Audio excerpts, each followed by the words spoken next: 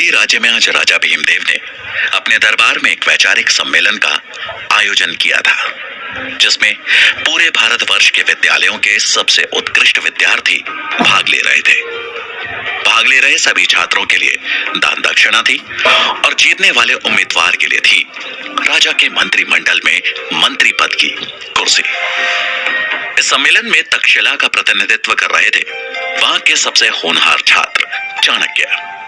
दरबार में राजा के महामंत्री कृष्ण स्वामी सभी प्रतिभागियों से एक एक कर देश के समाज के हित के बारे में प्रश्न पूछ रहे थे, लेकिन अब तक एक भी प्रतिभागी ऐसा नहीं मिला था जो उनके प्रश्नों का संतुष्टिजनक उत्तर दे सके। चाणक्य की उन्होंने राजा और पूरे मंत्रिमंडल को नमन कर अपना परिचय दिया। उसके बाद वो अपनी शिखा की गांठ को कसते हुए आ खड़े हुए राजा के सामने प्रश्नों के उत्तर देने। उनके चेहरे पर एक शालीनता का भाव था। महामंत्री ने चाणक्य से अपना पहला प्रश्न पूछा, सबसे बड़ा शत्रु कौन? चाणक्य मुस्कुराए और बोले, अहंकार। अहंकार से बड़ा और कोई शत्रु नहीं। वहां बैठे मंत्रीगणों ने चाणक्य की प्रशंसा की। कृष्ण स्वामी ने अगला प्रश्न पूछा, सबसे बड़ा धन क्या है? चाणक्य बोले, विद्या। विद्या ही सबसे बड़ा और अनमोल धन है। उत्तर सुन प्रतिभागियों ने तालियां बजानी शुरू कर दी, लेकिन राजा भीमदेव ने उस उत्तर में कोई रुचि नहीं दिखाई। उनके लिए एक राजा के राजकोष का धन ही सबसे बड़ा धन था। प्रश्नों की श्रृंखला को आगे बढ़ाते हुए महामंत्री ने तीसरा प्रश्न पूछा, सबसे बड़ा वीर कौन? चाणक्य का उत्तर था, दानवीर। चाणक्य का यह उत्तर राजा भीमदेव को चुभ गया। उन्हें लगा मानो चाणक्य उनकी संपन्नता, उनकी वीरता का उपहास कर रहा हो। उन्होंने अपने क्रोध को काबू में करने के लिए राज सिंहासन को कस के पकड़ लिया। चाणक्य राजा की भावनाएं भांप गए, लेकिन बगैर किसी चिंता के भाव को उजागर किए खड़े रहे। वहां बैठे प्रतिभागी और मंत्रिमंडल ने जब राजा को देखा तो वो सहम गए। महामंत्री अगला प्रश्न पूछने ही वाले थे कि राजा भीमदेव ने अपने हाथ के इशारे से उन्हें रोक दिया। राजा के चेहरे पर गुस्सा साफ झलक रहा था। उन्होंने भारी आवाज में कहा, इस ब्राह्मण छात्र से अगला प्रश्न हम पूछेंगे। सभा में सन्नाटा छा गया। सब जानते थे कि अब चाणक्य की खैर नहीं, पर चाणक्य शांत मुद्रा में खड़े रहे। तभी राजा ने कठोर स्वर में पूछा, शास्त्र बड़े या राजा? चाणक्य ने विनम्रता के साथ कहा, महाराज की जय हो। शास्त्र ही साम्राज्य की नींव रखते हैं और साम्राज्य राजा की, इसलिए सबसे पहले शास्त्र। यह सुन राजा भीमदेव से रहा नहीं गया और वो अपनी राजगद्दी से उठ भरे दरबार में चिल्लाते हुए बोले, शास्त्र नहीं, एक राजा सबसे बड़ा होता है मूर्ख। क्या सिखा रहा है तुम्हें तक्षशिला? इतना भी नहीं पता कि अगर राजा नहीं होता तो प्रजा नहीं होती, और बिना प्रजा के तुम्हारे इन शास्त्रों का कोई मोल नहीं है। राजा जितने क्रोध में थे, चाणक्य ने उतने शांत स्वर में कहा, क्षमा कीजिएगा महाराज, लेकिन आप सिर्फ जनता के हैं। जनता है इसलिए आप हैं। ये सुन भीमदेव की आंखें गुस्से में लाल हो गई। उन्होंने तलवार के मूठ पर हाथ रखते हुए कहा, अब तो जैसा साधारण छात्र मुझे बताएगा कि मेरा अस्तित्व सिर्फ प्रजा की वजह से है। अपनी सीमाएं मत भूल, तो खुद एक भिखारी है जो यहां दान लेने आया है। चाणक्य को यह बात चुभ गई। राजा ने सिर्फ उनका ही नहीं बल्कि तक्षशिला का भी अपमान किया था। उन्होंने राजा की ओर देख हाथ जोड़े और उनकी आंखों में आंखें डाल कहा, महाराज, शिक्षा को पूछने वाला छात्र साधारण नहीं होता। वो एक दिन शिक्षक बन निर्माण करता है इस समाज का। वो अगर किसी को बना सकता है तो मिटा भी सकता है। और रही बात दान की, तो मैं तक्षशिला से यहां दान लेने नहीं आया था महाराज। मुझे लगा यहां ज्ञान की पूजा होती है, पर मैं गलत था। जहां शास्त्रों का मान नहीं किया जाता वहां मैं एक क्षण नहीं रुकना चाहता। ऐसा कहते हुए उन्होंने राजा को प्रणाम किया और दरबार से बाहर जाने लगे। उन्हें जाता देख राजा ने अपनी तलवार खींच ली और कहा, तुझे जाने की आज्ञा किसने दी? चाणक्य के कदम वहीं रुक गए और उन्होंने पलटकर अपना शीश झुकाते हुए कहा, क्षमा महाराज, अगर मैंने आपके सम्मान को ठेस पहुंचाई हो। ये एक सम्मेलन है और मैंने बस अपने विचार व्यक्त किए। पूरे दरबार में फिर सन्नाटा छा गया।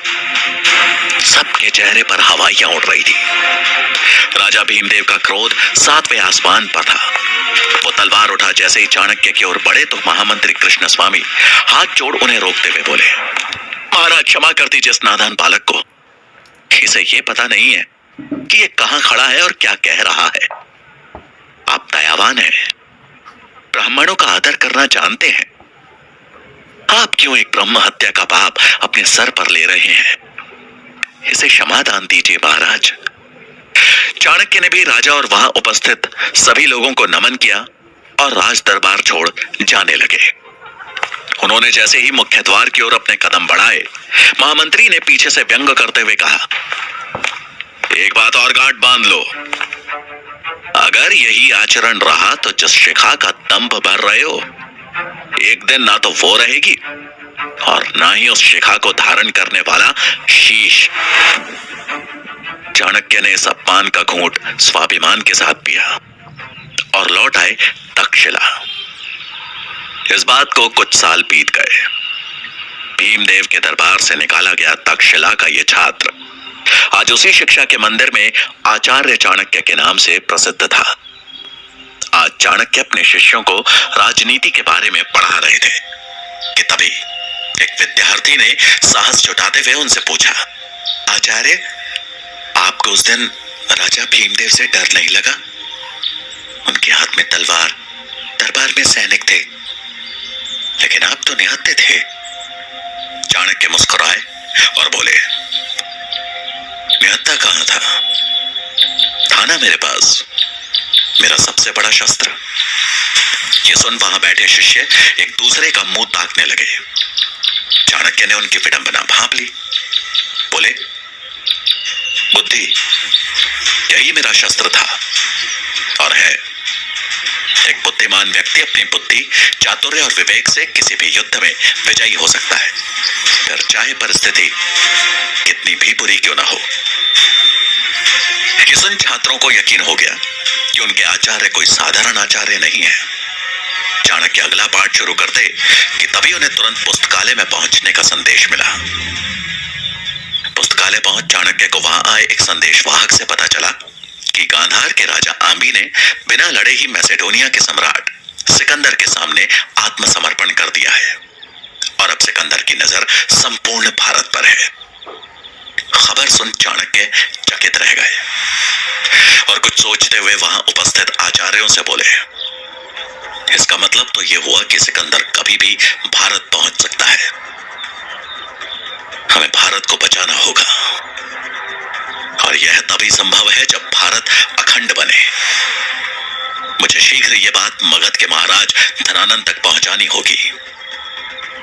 चाणक्य की बात सुनकर आचार्य मेघनाथ हंसते हुए बोले, आप जानते हैं ना धनानंद कैसा राजा है और भला वो आपकी बात क्यों मानेगा? ये सुनकर चाणक्य ने जवाब दिया, मैं खुद जाऊंगा मगध और अखंड भारत का प्रस्ताव उनके सामने रखूंगा। मुझे विश्वास है कि वो भी भारत को विदेशी आक्रमणों से बचाना चाहेंगे। मेघनाथ बोले, धनानंद सुनेगा और वो भी आपका प्रस्ताव? भीमदेव के दरबार से बचकर निकल आए अपने को भाग्यशाली समझिए। धनानंद के दरबार गए तो मान और जान दोनों से हाथ धोना पड़ेगा। मेरा सुझाव मानिए और केवल अपना काम कीजिए, बच्चों को शिक्षा देने का काम। भलाई इसी में है। ये सुन के चाणक्य हैरानी से बोले, आचार्य, मैं एक ब्राह्मण हूं और ब्राह्मण का कर्तव्य होता है लोगों को सही दिशा दिखाना। अगर राजा धनानंद अपनी दिशा से भटकेंगे तो यह मेरा कर्तव्य है कि मैं उन्हें सही रास्ता सुझाऊं, नहीं तो सर्वनाश के सिवा कुछ नहीं होगा यहाँ। आप अपना कर्तव्य भूल गए हो पर मैं ऐसा नहीं कर सकता। मुझे आज ही मगध के लिए निकलना होगा। चाणक्य को जाता देख मेघनाथ ने ताना कसते हुए कहा, आचार्य, मुझे लगता है ये हमारी आखिरी भेंट है। आप मगध से वापस आएंगे भी या नहीं, इसमें संदेह है। क्यों ना आखिरी बार हम भोजन साथ में करें। चाणक्य उनका प्रस्ताव ठुकरा कर आगे बढ़ गए। उनके जाते ही मेघनाथ मन ही मन बोले, इस बार तो ये नहीं लौटने वाला। चाणक्य तक्षशिला से मगध के लिए निकल पड़े और 5 दिन का लंबा सफर तय कर पहुंच गए मगध की राजधानी पाटलिपुत्र। उन्हें नगर में कदम रखे कुछ क्षण हुए थे कि पाटलिपुत्र की जनता पर हो रहे अत्याचार की सच्चाई उनके सामने थी। नगर के चौराहे पर कुछ सैनिक फांसी के फंदे से लटक रहे मृत शवों को नीचे उतार रहे थे। ये देख चाणक्य को समझने में देर नहीं लगी कि उन्हें सामूहिक मृत्यु दंड दिया गया है। शवों को देख के उनके परिजन जोर जोर से रो रहे थे।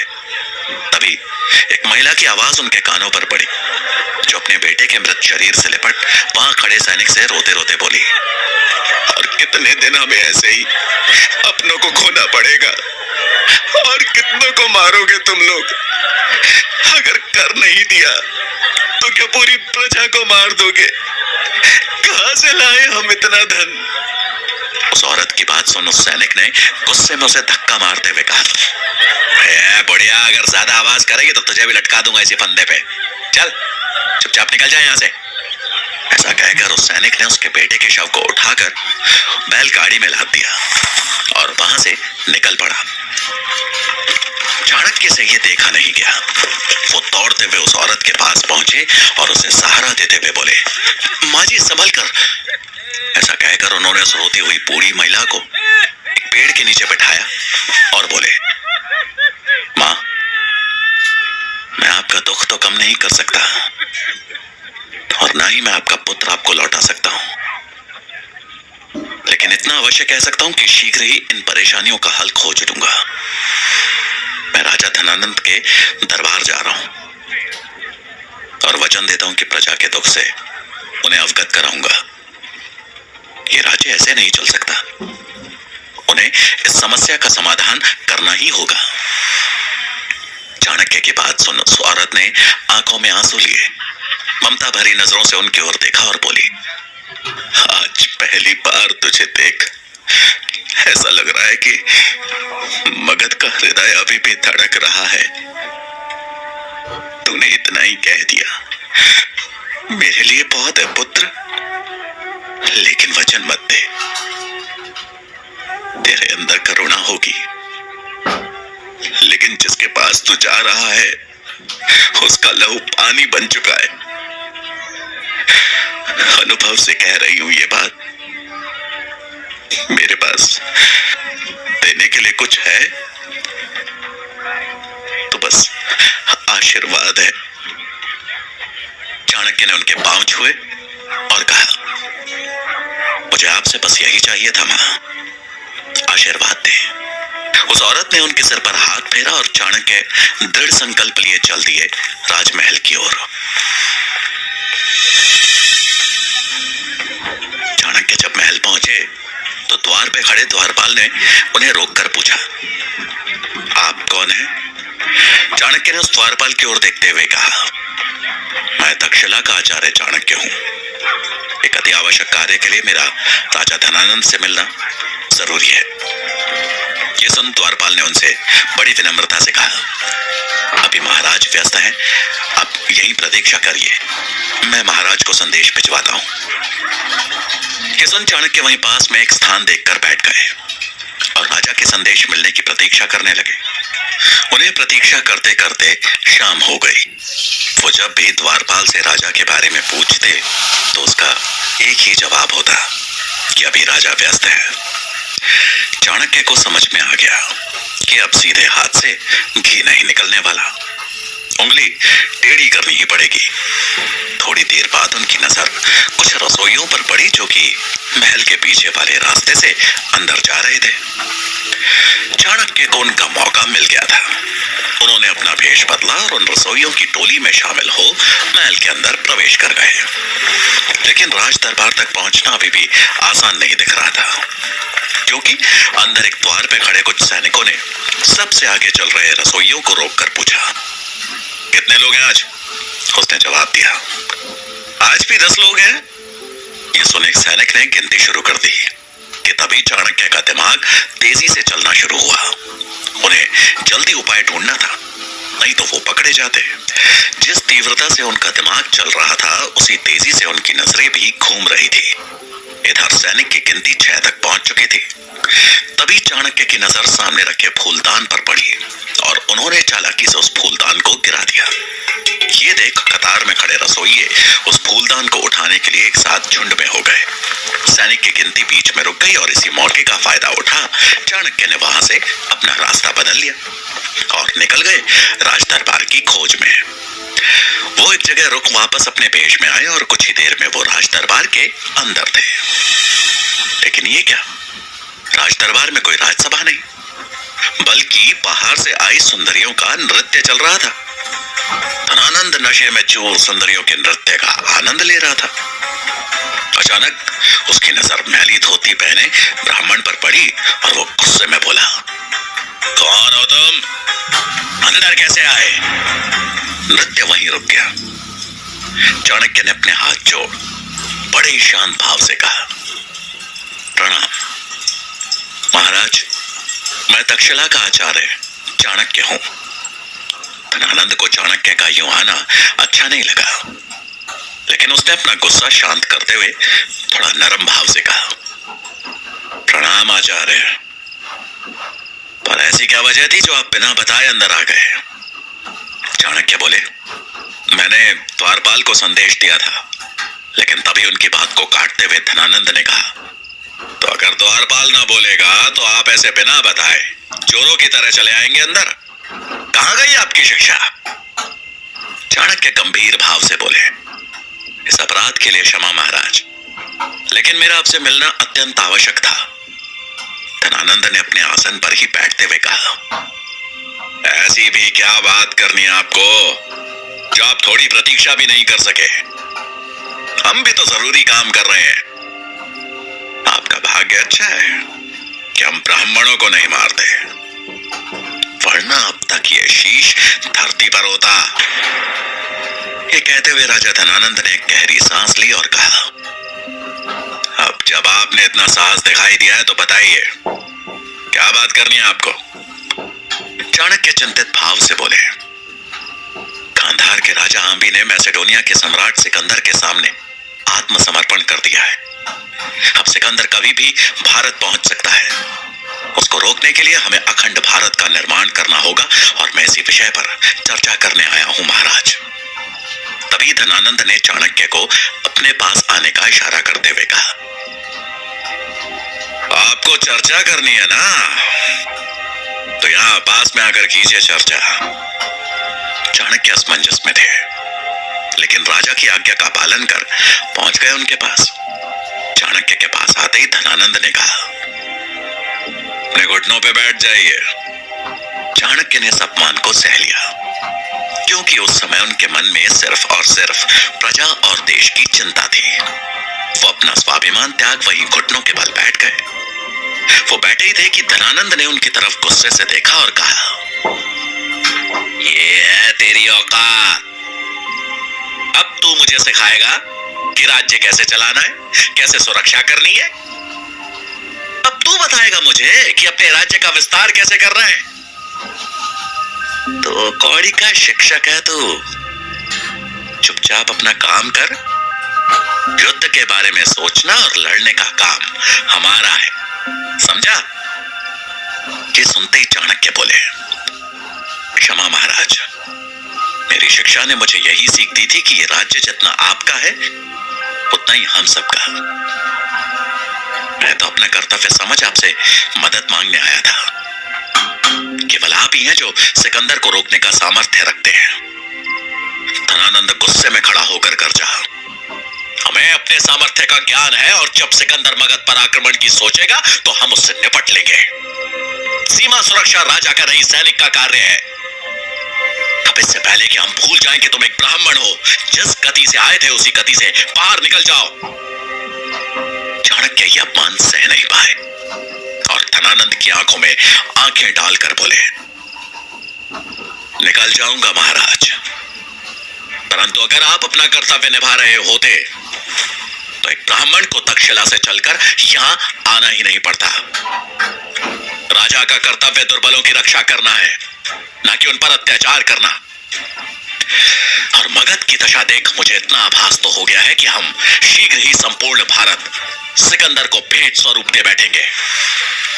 ये सुनते ही धनानंद का पारा आसमान चढ़ गया और उसने चाणक्य को जोर से लात मार के नीचे गिरा दिया और सैनिकों को आवाज लगाते हुए कहा, ब्राह्मणों का मान सम्मान इस चोटी में होता है ना, इस दरिद्र ब्राह्मण को इसकी चोटी से खींचते हुए बाहर ले जाओ।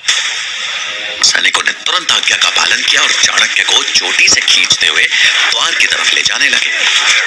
द्वार तक पहुंचने से पहले ही चाणक्य ने उन सबको एक जोर का धक्का दिया, जिससे वो सैनिक लड़खड़ाकर गिर गए। अब चाणक्य ने अपनी शिखा खोलनी शुरू की और गुस्से में उबलते हुए धनानंद की तरफ बढ़ते हुए गर्जना की, धनानंद, मुझसे भूल हो गई कि मैं तुझ जैसे पापी से ये उम्मीद लगा बैठा कि तू बचाएगा इस देश को। एक शिक्षक का, एक ब्राह्मण की शिखा का अपमान किया है तूने, तो इस शिखा की सौगंध मैं जनक पुत्र चाणक्य, तक्षशिला का आचार्य, आज ये प्रण लेता हूं कि जब तक तेरा और तेरे इस नंद वंश का सर्वनाश कर मगध की राजगद्दी पे एक योग्य राजा बिठा दूं, मैं ये शिखा नहीं बांधूंगा। ये बोल चाणक्य वहां से तेजी से निकल गए।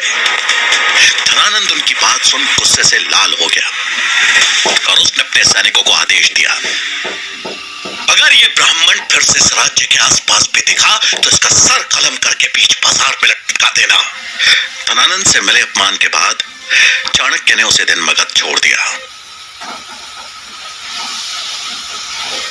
और अब उनके जीवन का लक्ष्य था एक अच्छे राजा का चुनाव करना, जो दयालु हो, पराक्रमी हो, जो प्रजा के हित के बारे में सोचे और एक अखंड भारत का निर्माण करे।